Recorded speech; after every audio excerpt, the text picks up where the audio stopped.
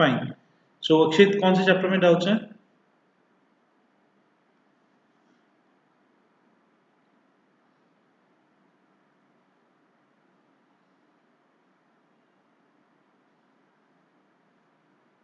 Goodwill में doubts हैं या किसी और चैप्टर में डाउट्स हैं?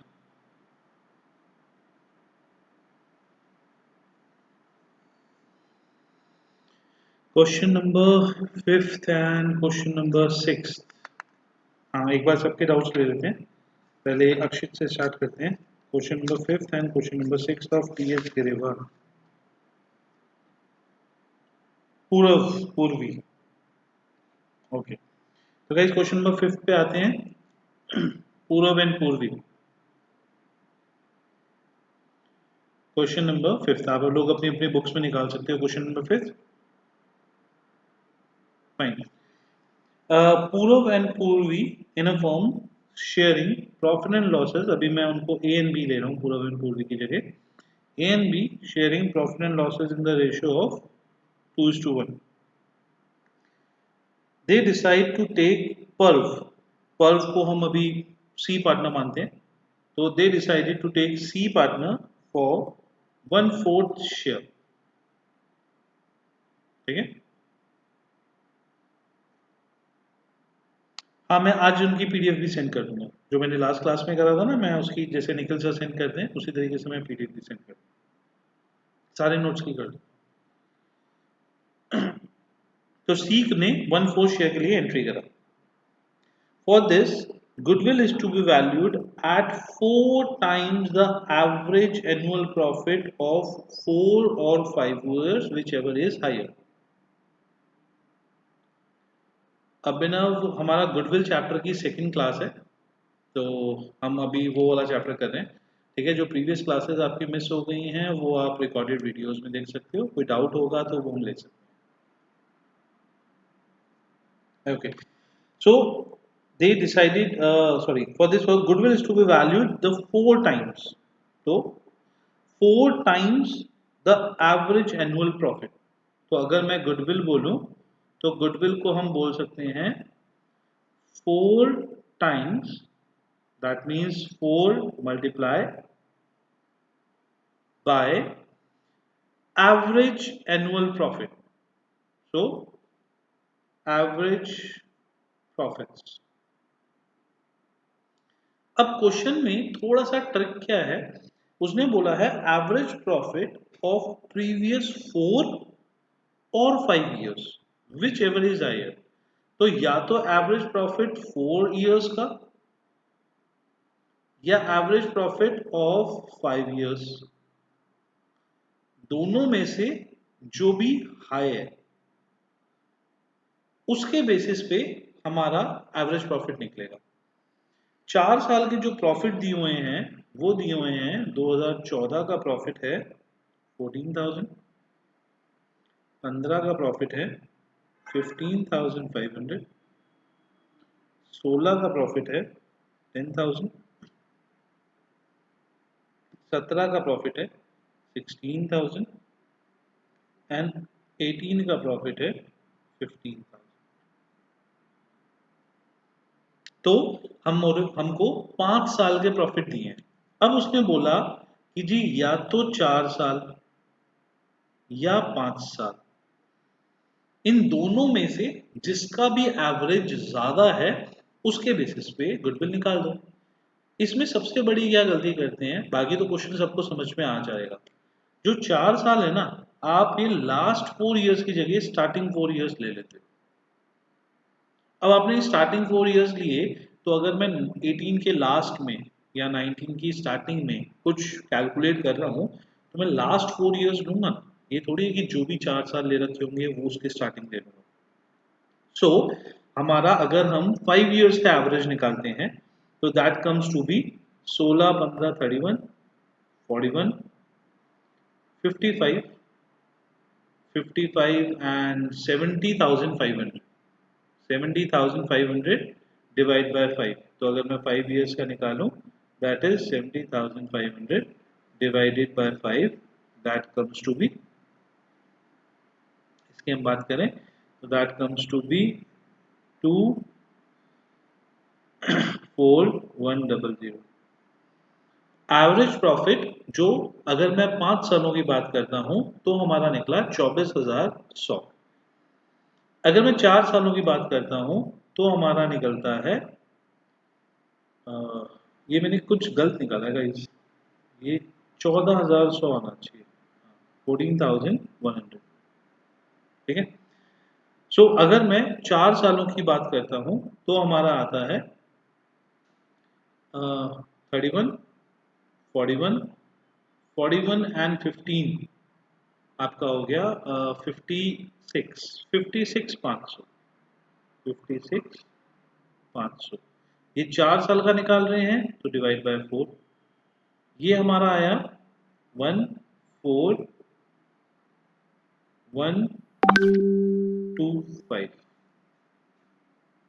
सो हमारा 4 साल का एवरेज प्रॉफिट अगर हम निकालते हैं तो आया 14,125, और अगर 5 साल का एवरेज प्रॉफिट निकालते हैं तो आया 14,400। Now the higher one is 14,125। So as per this, goodwill of the firm is 4 times the higher profit. So 4 multiplied by 14,125, that is 56,500. This is the goodwill of the firm. अब in case अगर मैं admit जो कर रहा हूं वो सी को कर रहा हूं तो सी का शेयर है 1/4। तो अगर मैं सिर्फ सी के गुडविल की बात करता हूं तो वो जो आया वो आपका आया 56,500 इंटू 1/4, दैट इज 14,125। ठीक है। सो 14,125 इज द प्रोपोर्शन जो सी को गुडविल का लाना है, एंड अगर फर्म की गुडविल की बात करते हैं दैट इज 56,500। और किस क्वेश्चन में डाउट है आपको? Question number 9, Abhay and sorry Abhay and बाबू,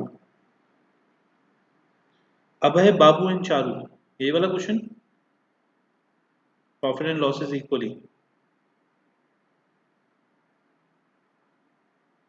अक्षय ये वाला है, ओके फाइन। तो मेरी बुक में जो है ये क्वेश्चन नंबर 8 है, आप लोगों की बुक में माइट भी क्वेश्चन नंबर 9 ये वाला हो सकता है। तो हम चालू करते हैं क्वेश्चन नंबर 8 और 9, जो भी जिसकी भी बुक में है। ये क्वेश्चन है आपका अभय बाबू एंड चारू वाला। Sharing profit and losses equally, 3 partners है, मैं इनका नाम अभी ले रहा हूँ A B C. A B C 3 partners, profit sharing ratio equal. They admit, they agree to admit Daman, Daman को भी हम लेते हैं partner D, for equal share. Equal share तो मतलब 4 लोग हो गए तो इसका 1/4 शेयर हो गया। पहले वाले में 3 पार्टनर थे तो 1/3 1/3 1/3, फोर्थ पार्टनर का जो शेयर हो गया वो 1/4 हो गया। For this purpose the goodwill to be valued 4 year purchase. तो गुडविल जो बात कर रहे हैं वो कह रहे हैं जी 4 year purchase of average profit of the last 5 years. जो लास्ट 5 साल का एवरेज प्रॉफिट है उसके बेसिस पे हमको गुडविल निकालनी है इंटू 4। ठीक है, ये तो सिंपल फॉर्मूला है, यहां तक कोई डाउट नहीं। 5 सालों का जो प्रॉफिट भी दे रखा है उन्होंने वो भी क्लियरली दे रखा है उन्होंने वो दे रखा है 1,50,000, 3,50,000, 5 lakhs, 7,10,000 एंड -5,90,000। ठीक है, तो उन्होंने दे रखा है जी हमको स्टार्टिंग के तो 4 साल में जो है वो फायदा हुआ, लास्ट ईयर में जो है वो लॉस हो गया था। ठीक है, तो यहां तक भी क्वेश्चन नॉर्मल है। इसके बाद आपको जो क्वेश्चन में दिया हुआ है वो ये दिया हुआ है that on 1st April a car costing 1 lakh was purchased. यहां से क्वेश्चन में थोड़ा सा ट्विस्ट है। हमने एक गाड़ी खरीदी 1 अप्रैल 18 में। ठीक है, तो हमारा फर्स्ट ईयर का जो प्रॉफिट था ना ये था 15 का, तो 15, 16, 17, 18 एंड 19। हमने 1 अप्रैल 18 को एक गाड़ी खरीदी।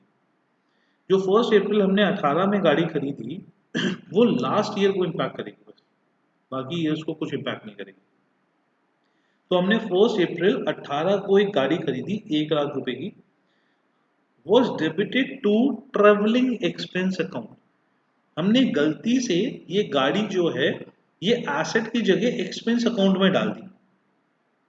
अब भाई जब एक्सपेंस अकाउंट में डाल दी तो एक्सपेंस अकाउंट में तो नहीं जानी चाहिए, क्योंकि जैसे ही ये गाड़ी अगर एक्सपेंस अकाउंट में गई होगी तो उस वजह से जो हमारा खर्चा है वो 1 लाख से बढ़ गया होगा।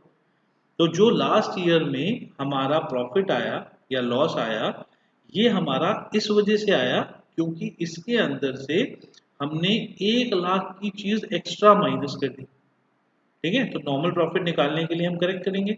तो करेक्ट करने के लिए हम क्या करते हैं, इस लास्ट ईयर में हम 1 लाख रुपए जो है वो प्लस कर देते हैं। तो इसका मतलब हमारी एग्जैक्ट जो गाड़ी की कॉस्ट है वो जो एक्चुअल प्रॉफिट होना चाहिए वो आ गया। आगे बढ़ते हैं। On which depreciation is to be charge at 25%। वो कहता है भाई ये गाड़ी तो थी, मैंने पूरा का पूरा खर्चे में डाल दिया था, अब मैंने उसको ऐसा करा कि गाड़ी को निकाल दिया उस खर्चे में से। बट वो ये कहता है कि इसमें 25% तो एक्चुअल में डेप्रिसिएशन जाना था। जो 25% एक्चुअल में डेप्रिसिएशन जाना था वो तो उसी साल का खर्चा हुआ। तो हम कहते हैं जी पूरा का पूरा 1 लाख रुपए जो है वो नहीं, हाँ 25,000 तो जाना ही जाना था ना। तो हमने क्या करा, हमने कहा जी 1 लाख रुपए तो मानते हैं कि जो एसेट के थे वो वापस हो गए, बट डेप्रिसिएशन के नाम के 25,000 तो जाने ही जाने थे। तो 5,90,000 का जो लॉस था वो तो कम होके हो गया था 4,90,000, बट जो डेप्रिसिएशन के जाने ही जाने थे तो वापस 25,000 से बढ़ गया, तो आपका हो गया 6,15,000। ठीक है, ये सिर्फ लास्ट ईयर की कैलकुलेशन में गड़बड़ हो गई। और उसके बाद बोलता है interest of 10,000 on non trade investment is credited to income for the year. Non trade investment होती है जो हमारे बिजनेस से रिलेटेड इन्वेस्टमेंट नहीं है।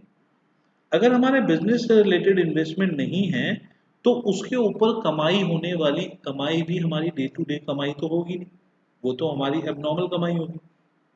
एबनॉर्मल इनकम्स को हम इसमें लेते नहीं है। तो एबनॉर्मल इनकम्स को अगर नहीं लेना तो जो भी एबनॉर्मल इनकम आई हुई है उसको भी हटा देंगे। तो उसने बोला कि 10,000 रुपए का इंटरेस्ट हमको नॉन ट्रेड इन्वेस्टमेंट्स पे मिला था for the year of 18 and 19, 18 और 19, ये 2 सालों में हमको 10,000 रुपए का इंटरेस्ट मिला हुआ था। तो हम क्या करेंगे जी, 18 में से भी क्या कहते हैं माइनस कर देते हैं और 19 में से भी माइनस कर देते हैं। तो हम ये कहते हैं जी 18 में जो 7,10,000 का प्रॉफिट था उसमें से 10,000 की इनकम एक एबनॉर्मल गेन की थी। ओके, मैं एक रेफरेंस से समझाता हूँ फिर। उसने ये बोला कि जो आपका इनकम हुआ वो दो तरीके की इन्वेस्टमेंट्स हो सकती है। पहली होती है ट्रेड इन्वेस्टमेंट्स, दूसरी होती है non trade investment. Trade investments होती है जो हमारे बिजनेस से रिलेटेड चीज़ों पे होती है। नॉन ट्रेड इन्वेस्टमेंट होती है जो हमारी बिजनेस से रिलेटेड चीज़ों के अलावा लैंड वगैरह पे हमने लेके इन्वेस्ट कर दिया। कोई इनकम अगर मैंने ऐसी चीज़ से कमाई तो वो मेरे बिजनेस की रनिंग पे तो आया नहीं, तो वो मेरे नॉर्मल प्रॉफिट का पार्ट नहीं होगा। तो अगर मेरे नॉर्मल प्रॉफिट का पार्ट नहीं है तो गुडविल निकालते टाइम वो उसमें कैलकुलेट भी नहीं होना चाहिए। तो क्वेश्चन में ये बोलते हैं कि आपको 10,000 रुपए 2 सालों के लिए हमने उन नॉन ट्रेड इन्वेस्टमेंट से कमाए। तो नॉन ट्रेड इन्वेस्टमेंट से कमाए तो हम नॉन ट्रेड इन्वेस्टमेंट की चीज को तो लेना ही, interest on non trade investment को तो हमको लेना ही नहीं था ना। तो हमने कहा जो 18 में आपने कमाया हुआ है उसमें से भाई ये वाले 10,000 रुपये माइनस करो, क्यों, तभी हमारा नॉर्मल प्रॉफिट आएगा। और जो 19 में भी एक्चुअल प्रॉफिट लॉस आ रहा है उसमें भी 10,000 इस साल की इस इंटरेस्ट की इनकम आ रखी होगी, उसको भी माइनस करो। तो हमने interest on non trade investments दोनों सालों में से माइनस कर दिया। अब क्लियर हुआ फ्रेंड? आप कोई डाउट?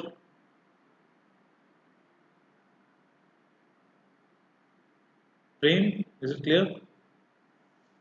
हाँ, एक तरीके से एबनॉर्मल इनकम माइनस कर दी, आप ये मान लो प्रॉफिट में से एबनॉर्मल इनकम्स माइनस कर दी। दो लॉजिक हमने बताए थे ना कि हमने जो एबनॉर्मल प्रॉफिट्स एबनॉर्मल लॉसेस होते हैं उनको वापस ले लेते हैं और इसी तरीके से एबनॉर्मल जो इनकम्स होती हैं उनको भी हम माइनस करते हैं क्योंकि हमको वो प्रॉफिट्स में नहीं कंसीडर करते। ओके, अब हम देखते हैं कि हमारा जो एक्चुअल जो जो नॉर्मल प्रॉफिट्स है वो नॉर्मल प्रॉफिट्स कितने आ जाते हैं। फर्स्ट ईयर के 1,50,000, सेकेंड ईयर के 3,50,000, थर्ड ईयर के 5 lakhs, नेक्स्ट ईयर के ओनली 7 lakhs क्योंकि 10,000 माइनस हो गए, एंड नेक्स्ट ईयर के यहाँ पे आपका ऑलरेडी लॉस में है, 5,90,000 ऑलरेडी आपका लॉस है, तो 5,90,000 plus 1 lakh that comes to be 4,90,000 minus 25,000, तो that means it's a loss, minus आपका 5,15,000 एंड 5,25,000, तो आपका ओवरऑल 5,25,000 माइनस में है, divide by number of years 5। ठीक है, तो ये आपका टोटल ऑफ होता है 5, 5 और 7 12, 12 lakh minus 25,000 is 11,75,000 divided by 5, 2, 3, 5, triple 2,35,000। ठीक है, 2,35,000, this is your average profit per year. 2,35,000 और गुडविल निकालने के लिए goodwill is equals to 4 multiply by 2,35,000, तो ये आपका आ गया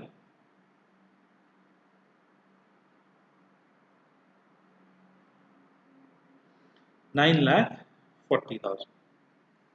ठीक है, this is the value of the firm's goodwill. अब इसमें डी का शेयर जो है वो 1/4 है, अगर हम 1/4 के हिसाब से डी का शेयर लेते हैं तो 9,40,000 इंटू 1/4 वो आपका डी का शेयर। ठीक है,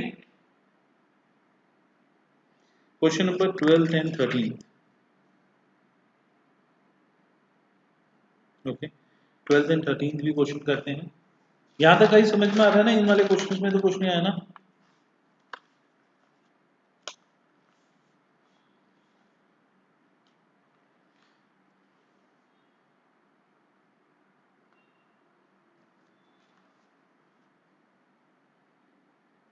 ओके, सो हम स्टार्ट करते हैं क्वेश्चन नंबर 12।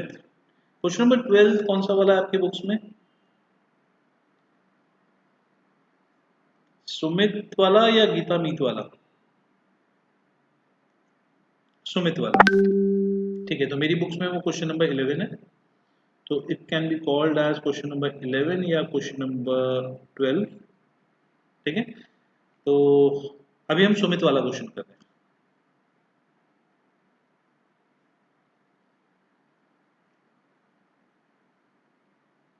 सुमित वाले में भी डाउट है ना आपको अनिता?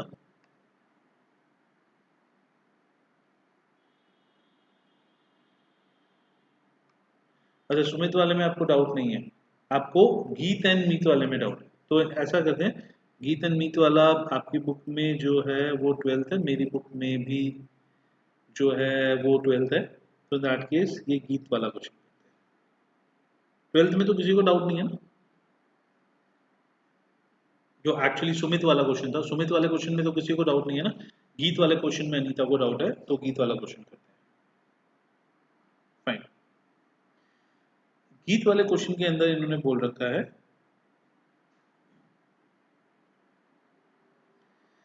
गीत and Meet are partners, they admit Jeet, तो अभी के लिए गीत एंड मीत को हम ए एंड बी मानते हैं, A and B are partners in the firm with equal share, नहीं सॉरी इक्वल नहीं दिया वो, Geet and Meet are the partners in the firm, they admit Jeet, Jeet को हम सी बोलते हैं, फॉर इक्वल शेयर, इक्वल मतलब 1/3 शेयर। तो सी जो आया वो 1/3 शेयर के लिए आया. They agreed that the goodwill is to be valued. So goodwill is to be valued at 3-year purchase, 3-year purchase of average profit of last 5 years. तो जो लास्ट 5 साल का प्रॉफिट आया उसका एवरेज प्रॉफिट लेके उसको 3 से मल्टीप्लाई कर देते हैं. ठीक है. अब हम निकालते हैं 5 साल का प्रॉफिट कितना है. 5 साल है 15, 16, 17, 18 एंड 19. जो 15 है, 15 का प्रॉफिट था, लॉस था बेसिकली 90,000 का. 15 में company is in loss. 16 1 lakh 60,000, 1 lakh 50,000, 65,000, 1 lakh 77,000.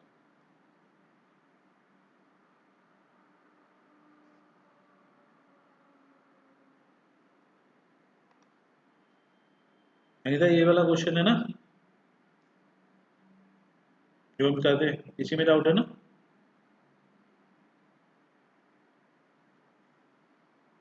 Okay fine.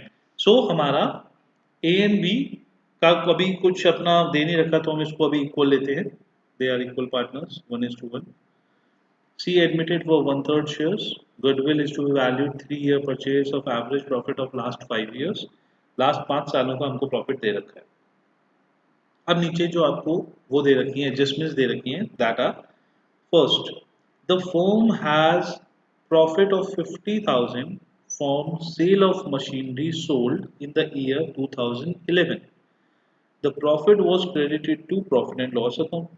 तो उनने कहा 2016 के अंदर हमको मशीनरी बेची थी और प्रॉफिट हुआ था 50,000 रुपए का जो हमने प्रॉफिट एंड लॉस में डाल दिया था. उन्होंने तो ठीक किया अपनी तरफ से, उन्होंने कोई प्रॉब्लम नहीं की, उन्होंने कोई गलती नहीं की.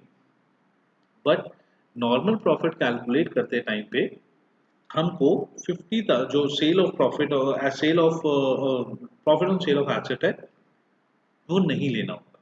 तो हमने गलती से उसको ऐड कर दिया था तो हम बोल देंगे जी हमें नहीं लेना. तो हम वो 16 में से 50,000 माइनस कर देंगे.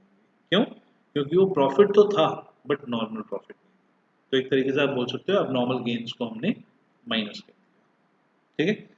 Second point there was a normal loss of 20,000 in 17 because machine being obsolete in accident. 20,000 रुपए का आपने एक लॉस बुक करा था, एबनॉर्मल लॉस बुक करा था 2017 में बिकॉज मशीन एक्सीडेंट हो गया था.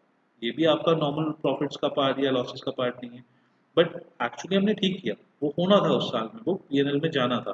तो पीएनएल के पॉइंट ऑफ व्यू से देखें तो ठीक था बट गुडविल निकालने के पॉइंट ऑफ व्यू से देखूंगा तो भाई ये 20,000 गलत है. हमको ये 20,000 यहाँ पे ऐड करना है. क्यों? क्योंकि उस साल हमने माइनस करा था तो अब रिवर्स करने के लिए उसको ऐड कर देंगे. Overhauling cost of second hand machinery purchase on 1 जुलाई 17 2017 का खर्चा है ये भी वाज डेबिटेड टू रिपेयर्स. उन्होंने बोला कि जी 1 लाख रुपए 2017 के अंदर ही 1 जुलाई 2017 1 जुलाई 2017 है तो ये 18 के प्रॉफिट्स के अंदर इम्पैक्ट करेगा. ठीक है. पहले वाले 31 मार्च 17 की बात कर रहे थे तो 17 को इम्पैक्ट करेगा. यहाँ पे आपका 1 जुलाई 17 है तो 18 को इम्पैक्ट करेगा. उसने बोला जी एक एक मशीन के ऊपर मेजर एक्सपेंस हुआ जो कि एक्चुअली में मशीनरी या एसेट में जाना चाहिए था, वो हमने गलती से रिपेयर अकाउंट में डाल दिया. तो मतलब कि 18 के अंदर उन्होंने एक्स्ट्रा लॉसेस डाल रखे हैं. तो हम कहेंगे जी हमें तो वो एक्स्ट्रा लॉसेस नहीं चाहिए तो हमको वो वापस दो. तो प्रॉफिट जो है 1 लाख रुपए से बढ़ गया. ठीक है. बट उन्होंने बोल रखा है कि उसके ऊपर डेप्रिसिएशन लगना था. अब जब उसके ऊपर डेप्रिसिएशन लगना था तो हमने तो उसको डेप्रिसिएशन नहीं लगाया. क्यों? क्योंकि हमने तो उसको पूरा का पूरा एक्सपेंस मान लिया था. तो हम उसके ऊपर डेप्रिसिएशन भी लगाएंगे. It is charge at 20% per annum. तो हमने इस साल में उसके ऊपर डेप्रिसिएशन भी लगाया. डेप्रिसिएशन कितना आया? 20,000. उसमें बोल रखा है depreciation is charge 20,000 per annum on written down value method. So आपका डेप्रिसिएशन जो चार्ज हुआ 20,000 फर्स्ट ईयर में क्या 2019 में उस पे डेप्रिसिएशन चार्ज हुआ होगा एक्चुअली में? यस। बट क्या हमने बुक्स में लिया हुआ है अभी? नो। रीजन मीन कि 2000 उसको तो हमने एसेट माना ही नहीं था, उसको तो हमने एक्सपेंस ही मान लिया था। तो इस वजह से हमने 2018 में भी उसका डेप्रिसिएशन नहीं लिया, 2019 में भी उसका डेप्रिसिएशन नहीं लिया। दैट्स वाई हम 2019 में भी उसका डेप्रिसिएशन लेंगे। कितना लेंगे? रिटर्न डाउन वैल्यू मेथड है तो फर्स्ट ईयर में वैल्यू थी 1 लाख, तो उस पर लगा 20,000। सेकेंड ईयर में वैल्यू बची 80,000, तो उसके ऊपर आपका लग गया 20% 16,000। ठीक है, ये आपके 5 सालों के प्रॉफिट्स सारे के सारे, प्रॉफिट्स एंड लॉसेस जो हो गए वो सारे के सारे हो गए। इसके बेसिस पे अगर आप निकालोगे तो आपका फर्स्ट ईयर जो है वो तो -90,000 ही आया। सेकेंड ईयर आप निकालोगे तो ये आपका आ गया 1,10,000, 1,70,000। ठीक है, 65 प्लस 80, 1,45,000 and 177 minus 16,000 is 1,61,000। ठीक है, हम इसका अगर टोटल करते हैं, आयुष उसमें लिखा है 20% on return down value method. Return down value method का मतलब कि जो ईयर के स्टार्टिंग की वैल्यू है। हाँ, ये पॉइंट मेरे दिमाग से रह गया तान्या कि वो तो 9 मंथ का कैलकुलेट होगा, तो यहाँ पे 20,000 नहीं आया, वो 9 मंथ का कैलकुलेट होगा। तो आपका 1 जुलाई ऑनवर्ड्स 1 लाख की मशीन पे 20%,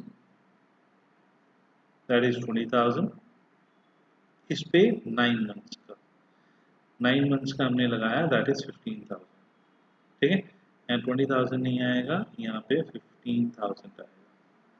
सेकेंड ईयर में वैल्यू जो बची वो बची 1 लाख माइनस 15,000, दैट इज 85,000। इसके ऊपर पूरे साल का लगेगा क्योंकि ये पूरे साल यूज हुई है, दैट कम्स टू बी 17,000। तो सेकेंड ईयर में 16,000 नहीं आया, सेकेंड ईयर में 17,000 आया।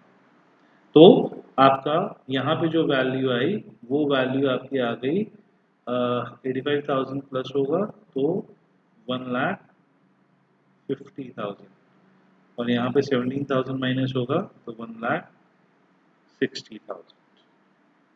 ठीक है, तो इसको हम टोटल करते हैं तो हमारा आया 170, 190, 190, 290, 340 and 5 lakhs। Divide by 5, average profit is 1 lakh। 1 lakh and 1 lakh multiply by 3 years purchase, goodwill of the firm is 3 lakhs।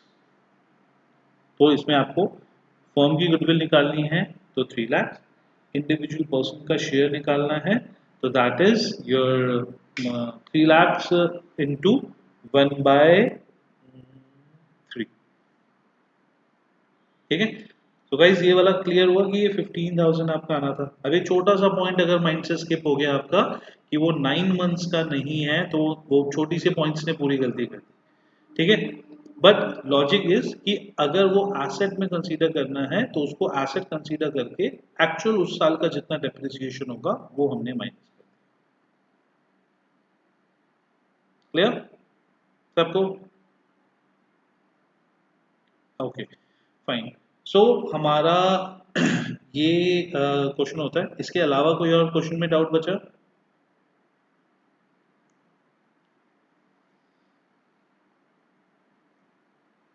Anita, आपको किसी क्वेश्चन में डाउट बचा हो? प्रेम?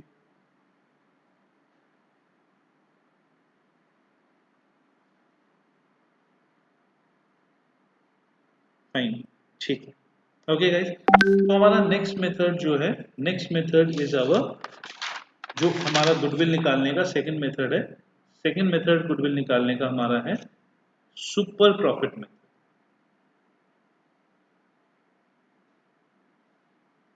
Second method is super profit. Okay, तो गाइस मैं आपको ना एक चीज और बताना चाहता हूँ। हमारा अगर आपको छुट्टियों पे जाना हो, ठीक है, वैसे तो छुट्टियां जो हैं आप लोगों की, अभी कहीं पे कोई जाएगा नहीं। इन केस अगर आपको छुट्टियां पे जाना हो तो हम लॉन्ग क्लासेस लेंगे।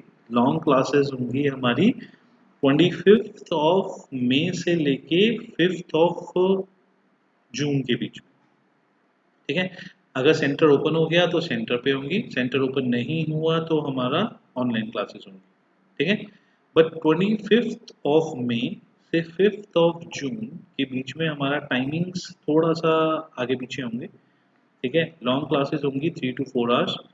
प्लीज उस टाइम पे कोई भी क्लासेस मिस मत करना और उस टाइम पे कहीं पे भी जाने आने का प्लान मत करना, ठीक है। 25 हर सब्जेक्ट की होंगी उस टाइम पे, तो 4 to 5 आवर्स डेली, 25 टू 5 जून। उसके बाद हम 10 दिन की पूरा कंप्लीट ऑफ करेंगे। बट इस टाइम फ्रेम में आप प्लीज कहीं पे भी कोई प्लान मत करना, ठीक है। तो उसके बाद हम करते हैं super profit method. Super profit method जो हमारा है, इस सुपर प्रॉफिट मेथड के अंदर भी हम उसी तरीके से निकालते हैं जैसे हमने एवरेज प्रॉफिट मेथड के अंदर निकाला था। अब एवरेज प्रॉफिट मेथड और सुपर प्रॉफिट में बस डिफरेंस क्या होता है कि उसमें तो हमने बोला कि जी हमारी फर्म को जो प्रॉफिट हुआ, हमारी फर्म को प्रॉफिट हुआ 50,000। तो 50,000 जो प्रॉफिट हो गया उसके बेसिस पे आप निकाल दो। अब वो दूसरे बंदा एक आया, वो कहते हैं यार 50,000 आपको अगर प्रॉफिट हो रहा है, आप जैसी फर्म को 50,000 तो ना नॉर्मली होना ही होना चाहिए था। ये तो आपने जितना कैपिटल लगा रखा है, ये उतने से 50,000 में आप कुछ अनोखा काम थोड़ी कर रहे हो। ये तो अगर कोई भी बंदा काम चालू करके बैठेगा, 50,000 तो हर किसी को होना है।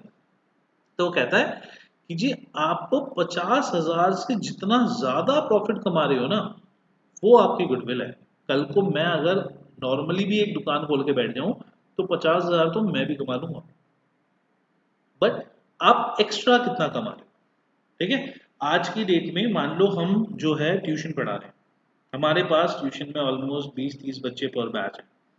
अब मैं कहता हूँ जी कोई एक नया बंदा ट्यूशन सेंटर खोलता है, 3 4 5 7 बच्चे तो उसके पास भी आ जाएंगे। तो वो कहता है कि अगर आप 5 7 बच्चे ही पढ़ा रहे होगे तो वो एक एवरेज प्रॉफिट है, वो तो उसमें तो मैं कंसीडर ही नहीं कर रहा। बट अगर आपके पास उससे ज्यादा कुछ लेवरेज है तो उसको हम मानते हैं कि वो आपकी एक्स्ट्रा कुछ प्रॉफिटेबिलिटी है। वो एक्स्ट्रा प्रॉफिटेबिलिटी जो आपकी है उसको हम बोलेंगे कि जी उसके बेसिस पे गुडविल कैलकुलेट करो। तो यहाँ पे एवरेज प्रॉफिट नहीं, super extra profit from the normal profit जो है उसके बेसिस पे बस गुडविल कैलकुलेट हो, ठीक है।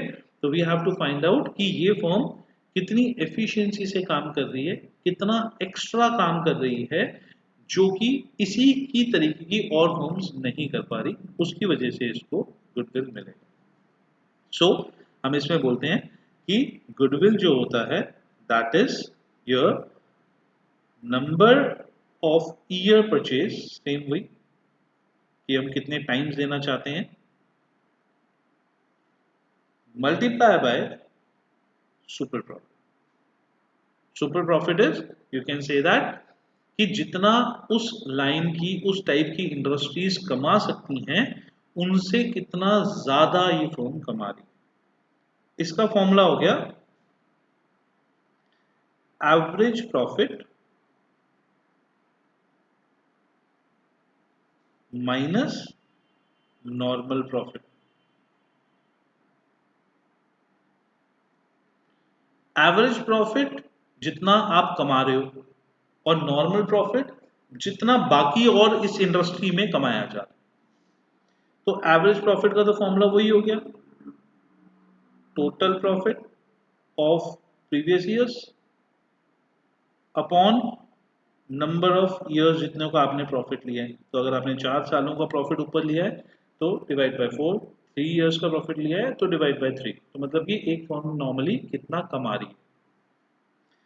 नॉर्मल प्रॉफिट कि कितना इस टाइप की इंडस्ट्री को कमाना चाहिए, दैट मीन्स कि कैपिटल एम्प्लॉयड। कैपिटल एम्प्लॉयड का मतलब कितना आपने पैसा लगा रखा है, कैपिटल एम्प्लॉयड मतलब आपने इस बिजनेस में कितना पैसा लगा रखा है इनटू रेट अपॉन 100। तो इसका मतलब ये हुआ कि आपने पैसा लगा रखा है जी 10 लाख। 10 लाख पे इस टाइप की इंडस्ट्री 20% तो कमाई कमा लेती। तो अगर मैं एग्जांपल देता हूं जी, कैपिटल एम्प्लॉयड जो आया वो 10 लाख आया, और इस टाइप की जो इंडस्ट्री है, मान लो हम कोचिंग सेंटर्स की बात करते हैं, तो कोचिंग सेंटर्स आपका 10% तो 20% तो कमाई कमा लेते हैं। तो 10 lakh into 20/100 that is 2 lakh. कि 2 लाख तो आपका नॉर्मल प्रॉफिट हो गया कि जी इतना तो कोई भी खोले वो 2 लाख साल का तो कमाई कमा लेगा। 2 लाख रुपीज एनुअली तो वो छोटे से छोटा बंदा भी खोलेगा तो भी कमा लेगा, सिर्फ उसको पैसा लगाना। अब मान लो हम कमा रहे हैं जी 5 लाख रुपीज ईयर, तो वो कहता है जी 2 लाख तो हर कोई कमा लेगा, आपका एवरेज प्रॉफिट है 5 लाख, सुपर प्रॉफिट कितना हो गया 3 लाख।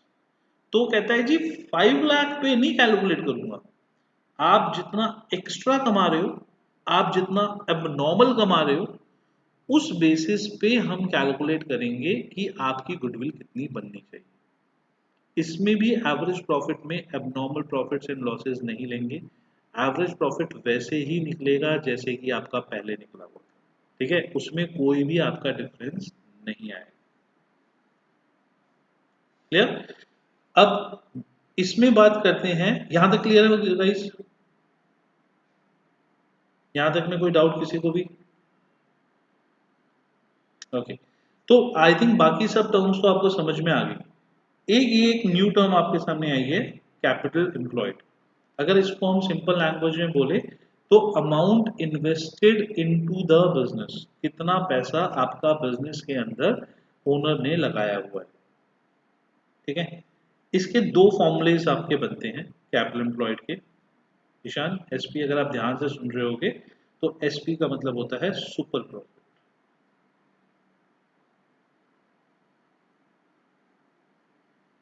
ठीक है, तो आपके कैपिटल एम्प्लॉयड के दो फॉर्मूले हमारे बनते हैं। पहला कैपिटल एम्प्लॉयड का फॉर्मूला आपका बनता है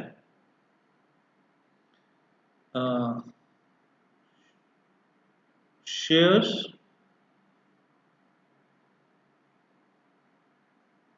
प्लस लॉन्ग टर्म लाइबिलिटी।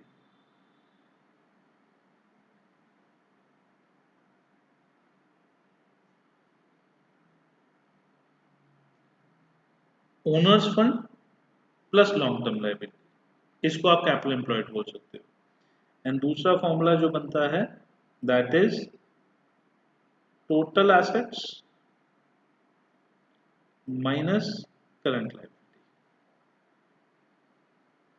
इन दोनों में से जो वैल्यू दे रखी हो, आपको total asset minus current liability वाली वैल्यू दे रखी हो, उससे भी कैपिटल एम्प्लॉयड निकल आएगा। आपसे ओनर्स फंड या शेयर होल्डर्स फंड या ओनर का लगाया हुआ पैसा प्लस लॉन्ग टर्म लाइबिलिटी बोल रखी हो, तो उससे भी कैपिटल एम्प्लॉयड निकल आएगा। डायरेक्टली कैपिटल एम्प्लॉयड दे रखा है तो वो आपका क्वेश्चन इजी ही हो गया। ठीक है, क्लियर गाइस?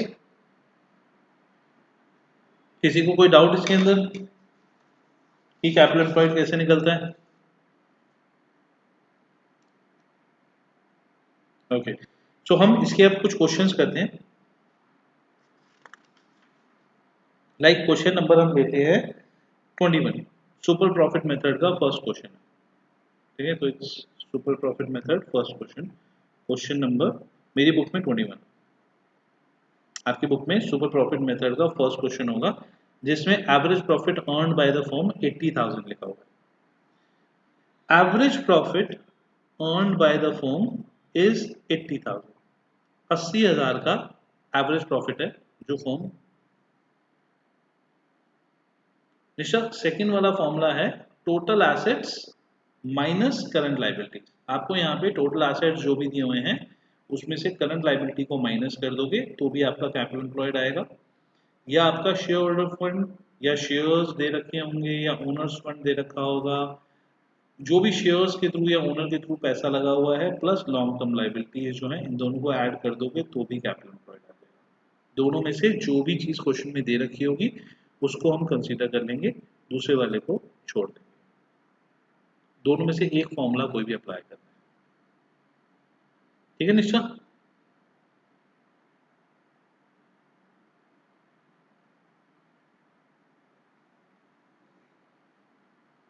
निश्चय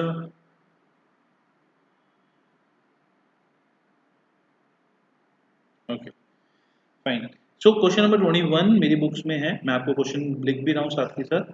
सुपर प्रॉफिट का फर्स्ट क्वेश्चन टीएस के बाद, average profit earned by the firm is 80,000 which include undervaluation of stock 8,000 on an average basis।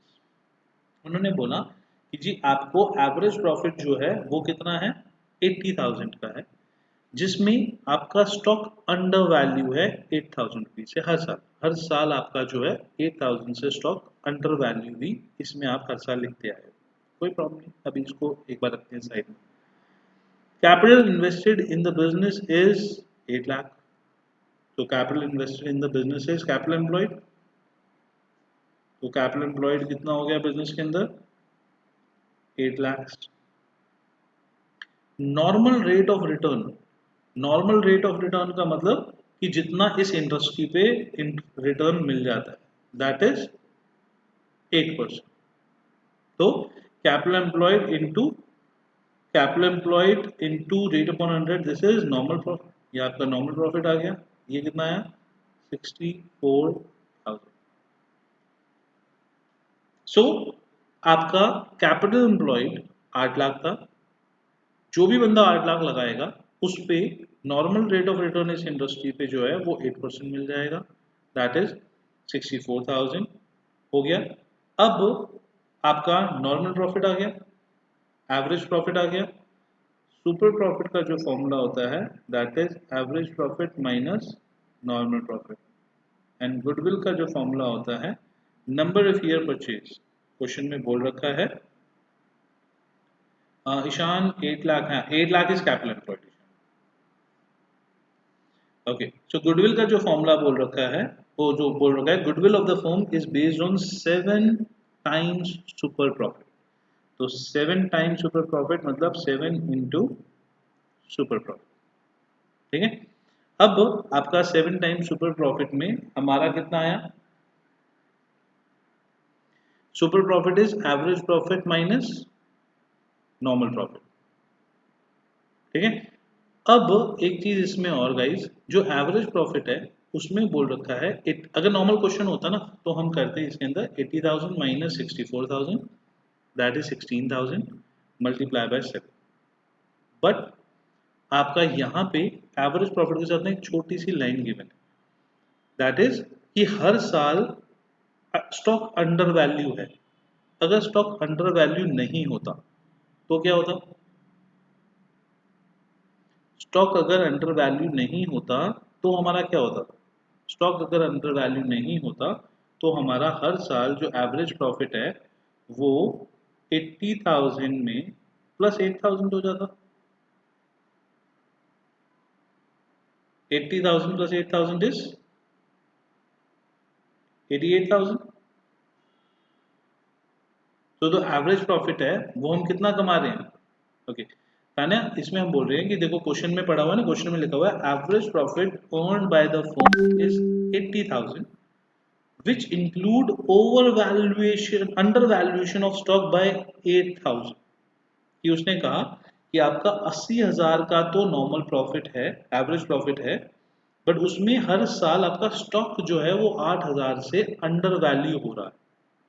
अब अगर स्टॉक की हम एक्चुअल वैल्यू पे जाएंगे और वो अंडर वैल्यू नहीं लिखेंगे तो हमारे प्रॉफिट्स बढ़ जाएंगे।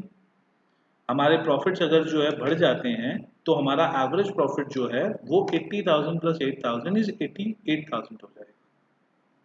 ठीक है, तो इसलिए हमने अगर नहीं लिखा होता, ये वाला पॉइंट नहीं होता तो सिंपल 80,000 लेते, बट उसने लिखा है कि स्टॉक हर बार अंडर वैल्यू हो रहा है, तो इस वजह से हमने एक्चुअल प्रॉफिट कितने निकलेंगे, 80 प्लस 8 88,000। सुपर प्रॉफिट हमारा कितना आ गया, 88,000। ओवर वैल्यू होता तो इस माइनस हो जाता। ठीक है, क्यों, क्योंकि स्टॉक ज्यादा वैल्यू का लगा रखा है तो प्रॉफिट ज्यादा बन रहे हैं तो माइनस कर देते।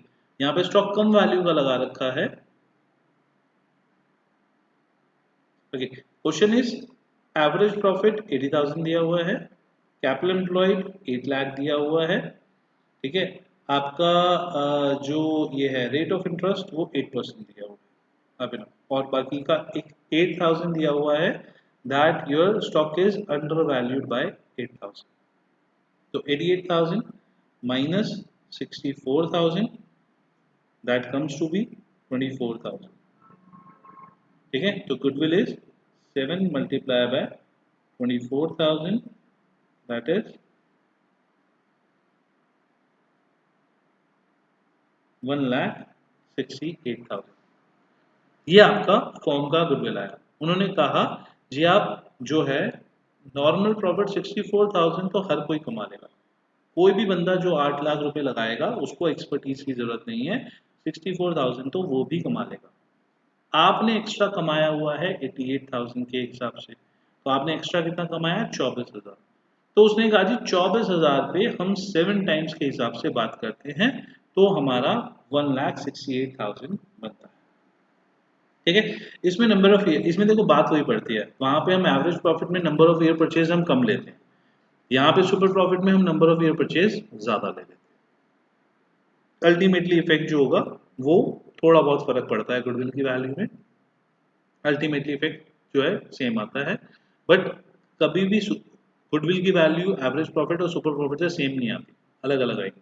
तुक्के से सेम आ जाए that's a different thing, but वैसे आपकी जो दोनों इसके वैल्यूज हैं वो सेम नहीं आएंगे। ओके फाइन, नेक्स्ट क्वेश्चन करते हैं।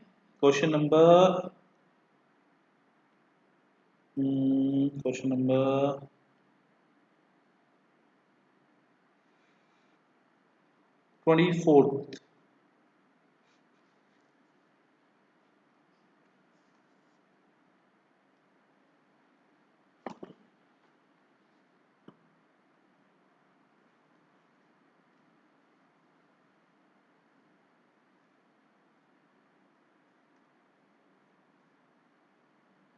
24 सबको क्लियर है, दिख रहा है? ओके 2 मिनट में क्लियर हो जाएगा। आप लोगों की बुक्स जो है उसमें भी अगर है तो राकेश एंड अशोक वाला क्वेश्चन है, Rakesh and Ashok. Rakesh and Ashok earned a profit of 5,000। हाँ अलग अलग बुक्स में अलग अलग है, राकेश एंड अशोक वाला क्वेश्चन होगा। Rakesh and Ashok earned a profit of 5,000, मतलब this is the average profit. They employed capital of 25,000 in the firm. तो जो 25,000 का उनका कैपिटल है ये आपका कैपिटल एम्प्लॉयड हो गया, ठीक है। It is expected that the normal rate of return is 15% of the capital. ये आपका नॉर्मल रेट ऑफ रिटर्न हो गया 15%। तो कैपिटल एम्प्लॉयड 25,000 मल्टीप्लाई बाय 15% जो हो गया, ये आपका आ गया your this one normal profit. So you have to calculate the amount of the goodwill. Goodwill is to be valued at 3 years purchase.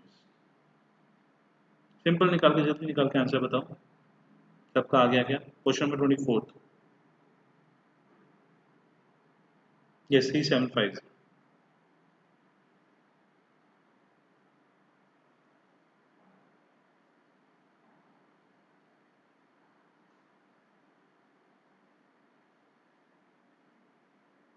Okay बाकी जल्दी फास्ट।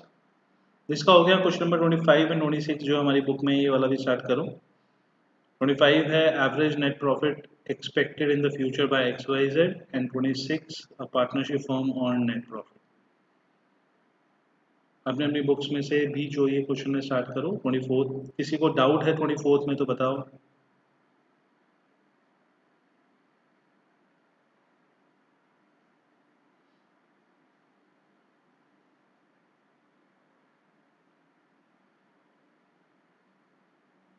केस आने एवरेज प्रॉफिट जो है वो 5,000 होगा उसमें 24th क्वेश्चन। क्यों? क्योंकि उसने बोला है कि वो इतना कमाते हैं, जो वो कमा रहे हैं that is average profit.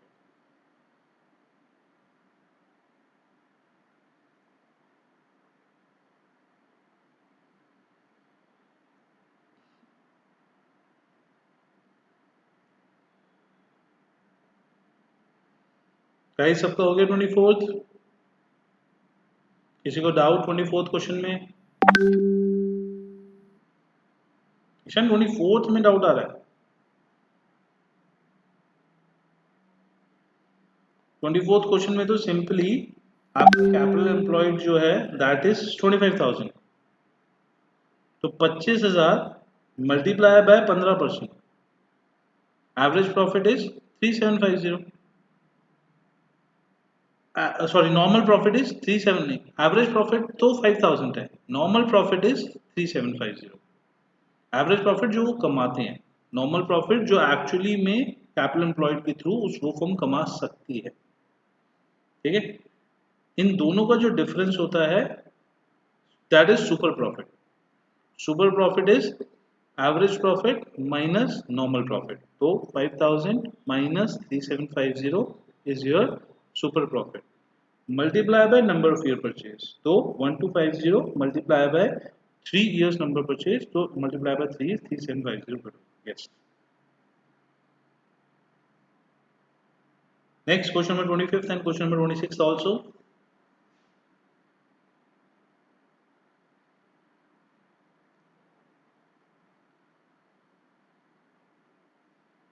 Question number 25th and 26th.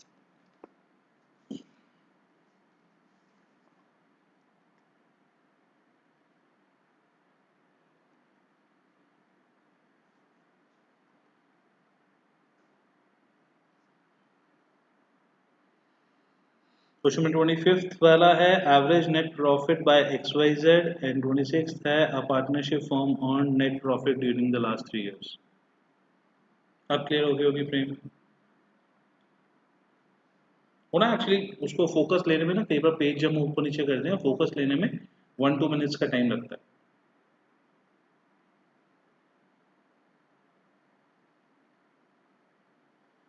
Question number 25th, अच्छा क्वेश्चन नंबर 25th में देखोगे तो आपको ना एक छोटा सा पॉइंट में डाउट है, मतलब छोटा सा पॉइंट है आपका उसमें। क्वेश्चन है average net profit expected is 36,000, तो ये तो क्लियर है, दिस इज एवरेज प्रॉफिट।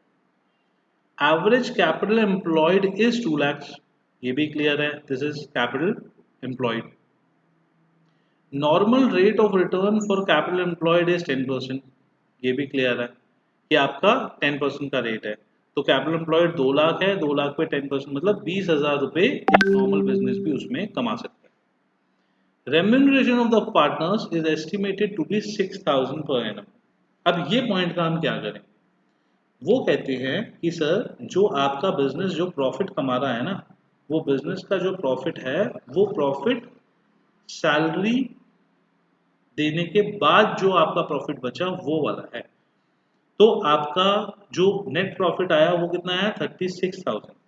इसमें से वो कह रहे हैं कि आपने अभी तक सैलरी नहीं दी, रेम्यूनरेशन नहीं दिया, तो आपने अगर रेम्यूनरेशन नहीं दिया तो 36,000 माइनस 6,000 जो एवरेज प्रॉफिट होता है उसमें से रेम्यूनरेशन माइनस कर दोगे तो बचेगा आपका कि फर्म की अर्निंग कैपेसिटी कितनी है। तो आपका जो 36,000 है माइनस 6,000 रेम्यूनरेशन करोगे तो आपका बचेगा average profit. So this 36,000 is average profit before remuneration minus 6,000, so that is your average profit. The average profit is 36,000 minus 6 is 30,000, और normal profit is 2 लाख का 10% 20,000, 20,000 का आपका नॉर्मल प्रॉफिट है, तो आपका हो गया 30,000 minus 20,000, super profit is 10,000, 2 years purchase, तो 10,000 इंटू 2 20,000। Yes, goodwill is 20,000। सबको क्लियर है ये? किसी को डाउट इसमें कि कैसे 20,000 आया? नेक्स्ट 26 भी स्टार्ट कर सकते हो आप लोग। 26 नेक्स्ट क्वेश्चन।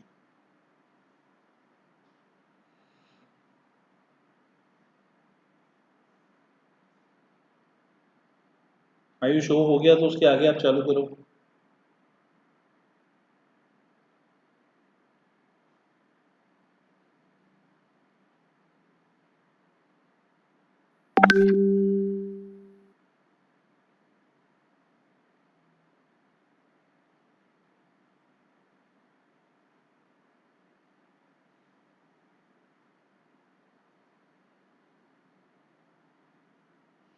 26 में नहीं, गुडविल तीनों साल का अलग अलग क्यों निकलेगा? वो जो 3 साल दे रखे हैं उससे आप एवरेज प्रॉफिट निकाल लो ना। जैसे हम नॉर्मल प्रॉफिट, जैसे हम एवरेज प्रॉफिट मेथड में निकालते थे, तो 3 साल का जो प्रॉफिट दे रखा है उससे एवरेज प्रॉफिट निकल आएगा, और जो आपको कैपिटल एम्प्लॉयड दे रखा है उससे आपका नॉर्मल प्रॉफिट निकल आएगा।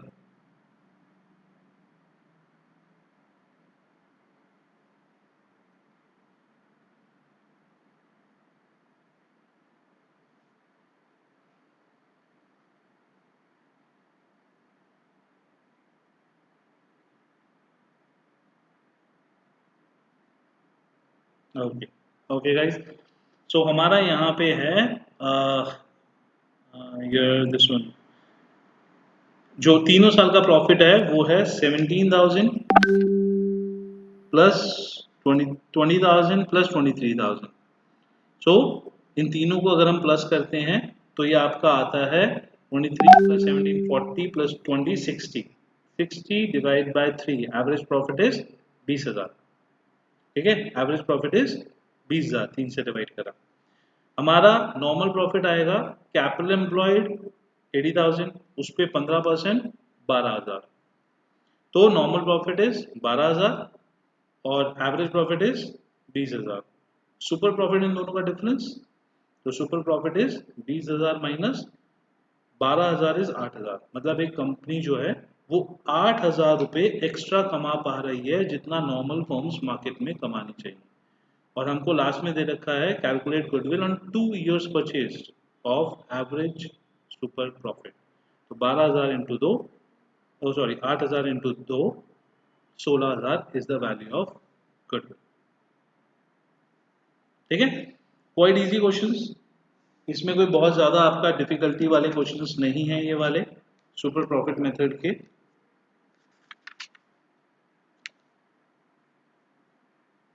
ओके, लास्ट है हमारा कैपिटलाइजेशन मेथड। कैपिटलाइजेशन मेथड का आज मैं आपको फॉर्मूले बता रहा हूँ साथ ही साथ, बट इसके प्रैक्टिकल क्वेश्चंस जो होंगे वो हम नेक्स्ट क्लास में करते हैं। आज आप इसके फॉर्मूले कर लो।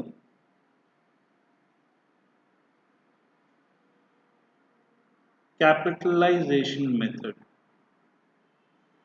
capitalization method is basically the combination of your super profit method and average profit method। तो capitalization method दो तरीके से निकलता है, capitalization of super profit and capitalization of average profit। ठीक है, so capitalization method के दो methods होंगे, capitalization of super profit and capitalization of average profit। Super profit तो हम सबको निकालना आता है, that is average profit minus normal profit. So capitalization method से जो गुडविल निकलता है इसका फॉर्मूला होता है आपका गुडविल का super profit into 100 upon rate. Simple super profit जैसे हम निकालते हैं वैसे ही निकालेंगे। सुपर प्रॉफिट का फॉर्मूला था average profit minus normal profit।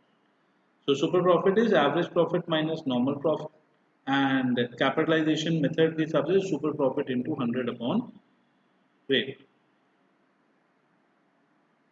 नहीं, इसमें नंबर ऑफ ईयर्स का कोई वैल्यू नहीं होता, इसमें नंबर ऑफ ईयर्स नहीं लेते, इसमें सिंपली हम super profit into 100 upon rate कर देते हैं। ठीक है, तो इसमें हम एक क्वेश्चन करते हैं, इलस्ट्रेशन पे आते हैं। Illustration number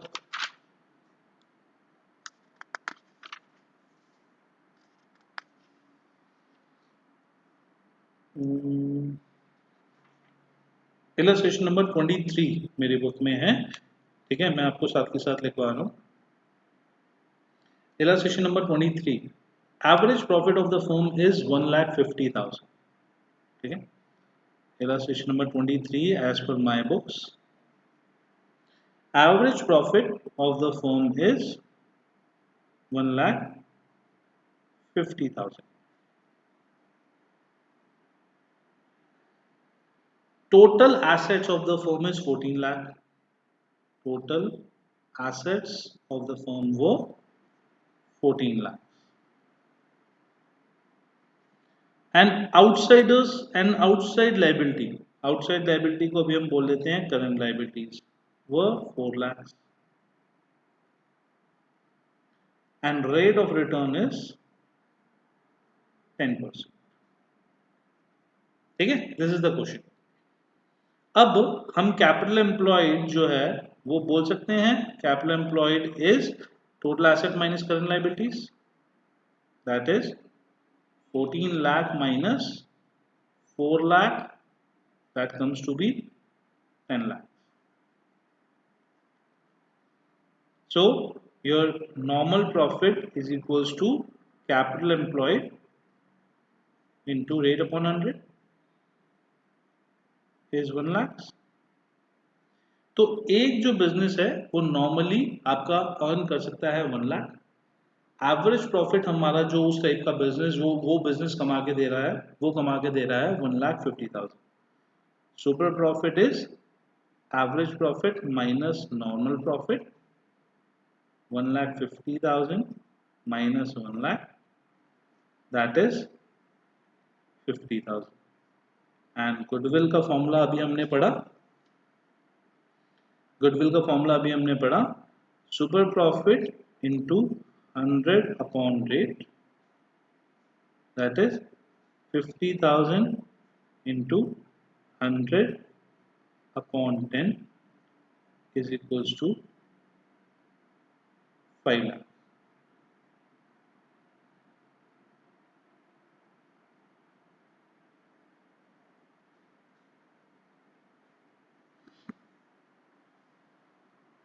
normal profit yes average profit से बड़ा हो सकता है, उस केस में गुडविल नहीं निकलेगा, उस केस में हम कैपिटल रिजर्व, मतलब एक फर्म जो है वो नेगेटिव रेशो में जा रही है, जितना नॉर्मली कमाना चाहिए उतना भी नहीं कमा पा रही है, तो उसको हम बोलते हैं capital reserve. That firm is अभी के लिए हमने आउटसाइडर लोन जो है इस केस में हम उसको करंट लाइबिलिटी हमने इसलिए मान लिया, रीजन बीइंग कि हमारा इसमें और जो है जो जो हमारा अगर लॉन्ग टर्म लाइबिलिटी मानते तो उससे हमारा क्वेश्चन में इफेक्ट नहीं आता, कुछ भी नहीं आता, तो इस वजह से हमने उसको अजम्पशन के तौर पे आउटसाइडर्स लाइबिलिटी को करंट लाइबिलिटी मान लिया।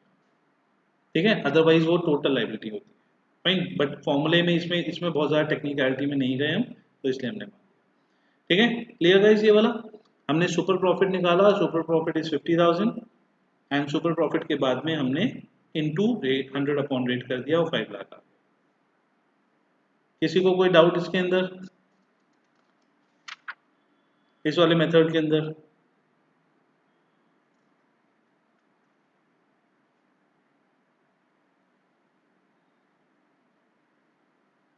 सबको क्लियर है?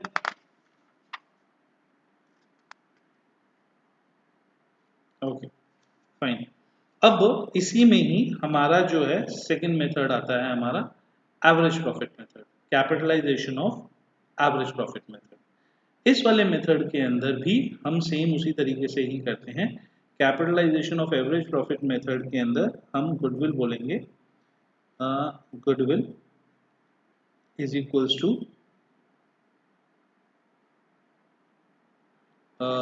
your capitalized value minus capital employ. ठीक है, capitalized value minus capital employed, capitalized value is average profit into 100 upon rate.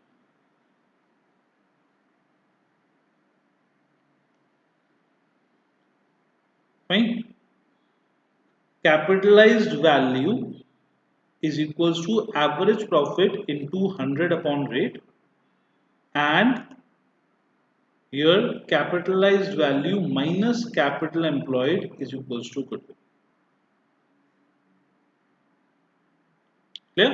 एक क्वेश्चन इसका करते हैं हम, क्वेश्चन नंबर लेते हैं इलस्ट्रेशन नंबर 25 मेरी बुक्स में है।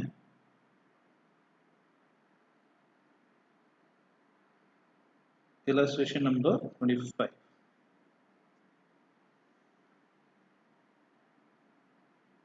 okay, J and K are partners in the firms, their capital are 3 lakhs and 2 lakhs, दो पार्टनर है फर्म में, उन्होंने पैसा जो लगाया हुआ है वो 3 लाख और 2 लाख लगाया हुआ है। तो कैपिटल एम्प्लॉयड जो हमारा हो गया वो 3 lakh plus 2 lakh is equal to 5 lakh हो गया।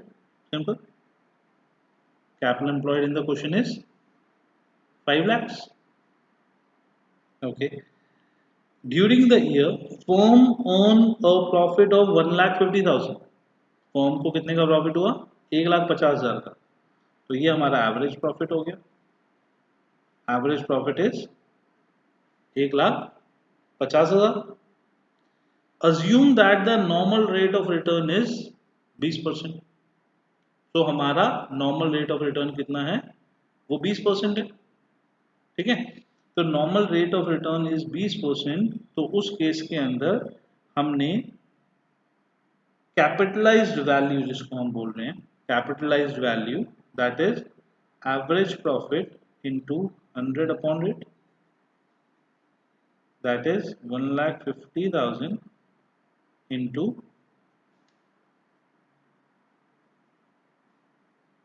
1,50,000 इनटू 100 अपॉन 20, 7,50,000।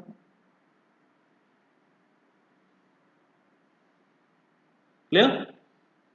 तो हमारा कैपिटलाइज्ड वैल्यू, तो sorry capital employed is 5 lakhs, average profit is 1,50,000, capitalized value is average profit into 100 upon rate, that is 7,50,000, and goodwill is equals to capitalized value minus capital employed, that is 7,50,000 minus 5 lakh, that comes to be a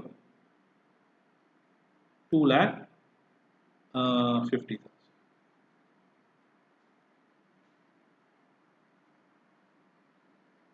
goodwill इस case में हमारा आया 2,50,000, firm का goodwill है। ठीक है, दोनों अलग अलग क्वेश्चन थे जो हमने दोनों करे हुए हैं। तो 2,50,000।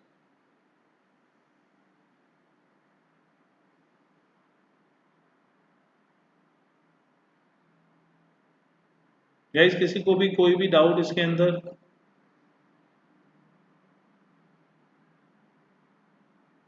सिंपल है दोनों मेथड्स, बिल्कुल मतलब हमारा इसमें कोई भी और बहुत ज़्यादा प्रॉब्लम नहीं है। ठीक है, इसमें बस कैपिटल एम्प्लॉयड कई बार आपको बैलेंस शीट गिवन होगी, तो बैलेंस शीट के थ्रू जो हमने फॉर्मूलेज बताए थे उसके थ्रू आपको कैपिटल एम्प्लॉयड निकालना होगा। इसके बी पार्ट में रेट क्या होगा, उसके बी पार्ट में आपको सुपर प्रॉफिट मेथड से क्वेश्चन निकालने के लिए बोला है, तो उसमें आपको रेट की जरूरत ही नहीं है, बिकॉज सुपर प्रॉफिट मेथड से जब क्वेश्चन निकालने के लिए बोला है तो उसके अंदर आप नॉर्मल प्रॉफिट वही 20% से ले लोगे और उसके बाद सुपर प्रॉफिट से आप क्वेश्चन निकाल दोगे। कैपिटलाइजेशन मेथड से तो बोला ही नहीं हुआ ना उसके अंदर। ठीक है था ना?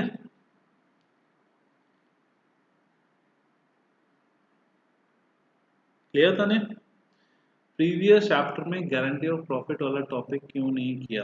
ओके, तो अनीता अभी हमने प्रीवियस चैप्टर में गारंटी वाला टॉपिक इसलिए नहीं किया क्योंकि उस टॉपिक के अंदर ना अभी थोड़ी सी हम करते तो कॉम्प्लेक्सिटी ज़्यादा होती। तो जब हम सेकेंड टाइम पे रिवीजन करेंगे तो रिवीजन के टाइम पे वो वाला चैप्टर हमको और ज़्यादा अच्छे से क्लियर अप हो जाएगा, तब मैं गारंटी वाले क्वेश्चंस कराऊंगा तो वो बहुत इजीली आपको समझ में आ जाएंगे। प्लस गारंटी वाले क्वेश्चन जो हैं वो बहुत ज़्यादा इंपॉर्टेंट नहीं है क्योंकि वो एग्जाम्स में बहुत ज़्यादा उनके क्वेश्चन रेगुलर बेसिस पे नहीं आते हैं। तो अभी हमको स्टार्टिंग में थोड़ा कोर्स पहले कवर अप करना है, तो जो 90% ऐसे टॉपिक्स होते हैं जो हम इनिशियली कोर्स वाइज करते हैं वो करते हैं, 10% टॉपिक्स हम रिविजन के साथ में करते हैं। Tanya, if return of goods दिया होता तो रेट ऑफ रिटर्न दिया होता, तो रेट ऑफ रिटर्न तो तान्या दिया हुआ है ना क्वेश्चन में, देखो assuming the normal rate of return is 20%, वो तो क्वेश्चन में पहले ही दिया हुआ है ऊपर। Okay Prem, I don't have the book, can you send me the question on groups? मैं आपको जो आज के नोट्स है ना, मैं आपको नोट्स की कॉपी भेज सकता हूँ प्रेम, बट जो आपका बुकलेट है ना, वो बुकलेट में आपको आपको ध्यान होगा मैंने आपको इनिशियली स्टार्टिंग में ग्रुप पे बुकलेट भेजी थी जिसमें क्वेश्चन एंड आंसर्स दोनों दिए हुए थे। आप उसमें से कर सकते हो, उसमें पूरी पार्टनरशिप है, पूरे पार्टनरशिप के क्वेश्चन एंड आंसर सारे के सारे सारे सॉल्व क्वेश्चन उसमें दिए हुए हैं। ठीक है, या आप आपका जो आपके कोई फ्रेंड्स होंगे तो उनसे आप जो क्वेश्चंस हैं उनके सारे पेजेस की फोटोकॉपीज मांग सकते हैं।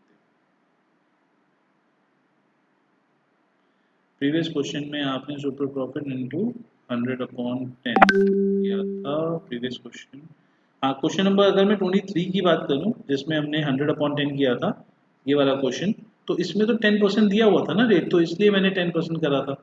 ये क्वेश्चन नंबर 23 है, ये वाला क्वेश्चन नंबर 25 है, दोनों अलग अलग क्वेश्चन हैं। तो 23 क्वेश्चन के अंदर आपका 10% करा हुआ है और 25th क्वेश्चन के अंदर हमने 20% करा हुआ है, तो देखो यहाँ पे 20% हमने लिया हुआ है और यहाँ पे आपका रेट 10% है, तो हमने यहाँ पे 10% लिया हुआ है।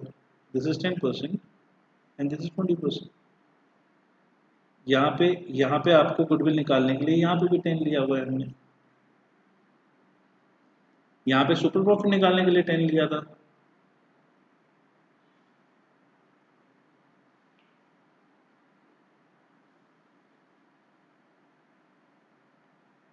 क्या कौन सी चीज पूछ रहे हो बताओ।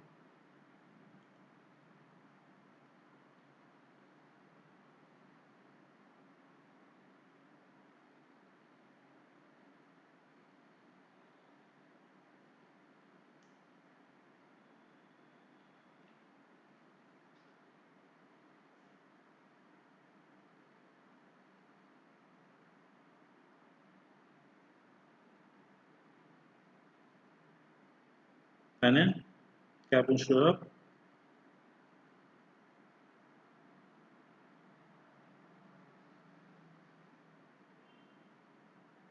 टेस्ट में आपका पूरा का पूरा गुडविल चैप्टर आएगा। इस क्वेश्चन में हम 2 ईयर से मल्टीप्लाई करेंगे और इफ रेट दिया होगा मल्टीप्लाई करेंगे।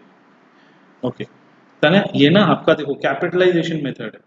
आपका कैपिटलाइजेशन मेथड में नंबर ऑफ ईयर परचेज का कोई मतलब नहीं होता, कोई रेलेवेंस नहीं होता। हमने 2 फॉर्मूलेज ऊपर लिखे हैं, इनमें किसी में भी हमने नंबर ऑफ ईयर परचेज दोनों में से कहीं पे भी नहीं लिखा। सुपर प्रॉफिट मेथड जो होता है, अगर आप क्वेश्चन इलस्ट्रेशन नंबर 25 की बी पार्ट की बात करो, उसमें उसने स्पेसिफिकली सुपर प्रॉफिट मेथड ही बोला हुआ है, इसलिए उसमें हमने नंबर ऑफ ईयर परचेज लिया। कैपिटलाइजेशन मेथड में कैपिटलाइजेशन ऑफ सुपर प्रॉफिट या कैपिटलाइजेशन ऑफ एवरेज प्रॉफिट निकालोगे तो उसमें नंबर ऑफ ईयर परचेज कहीं पे भी नहीं। ठीक है,